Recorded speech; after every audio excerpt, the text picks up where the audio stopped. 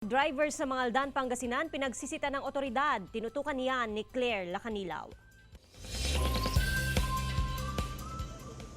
Pinagsisita ng ilang kawani ng Public Order and Safety Office ang mga pedicab driver sa Mangaldan, Pangasinan na walang kaukulang dokumento sa pamamasada. Ang iba, walang pedicab license, decal at metal plate. Hindi kami mabawal sa daan. Hindi, yung mga hindi pa nakarehistro, binabawalan namin sa pila namin yun. Nakarehistro kami, tapos yung iba hindi. Kung minsan, konti-konti yung napapasada kaya hindi nakakaipon ng Ayon sa Poso Mangaldan, target nilang maiparehistro ang lahat ng pedicab sa bayan bago ang pasukan. Nasa 922 ang pedicab sa bayan, 647 ang rehistrado. Kailangan pang maiparehistro ang 275 na pedicab upang maging legal ang kanilang pamamasada.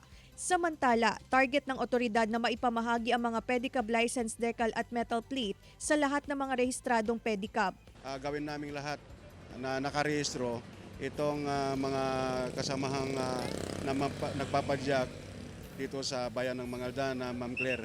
Dahil nung una, kung inyong napansin na nanghuli na kami at marami na rin hong na-impound, marami pa rin yung mga talagang hindi pa nagparehistro. Claire Lacanilaw para sa Mornings with GMA Regional TV.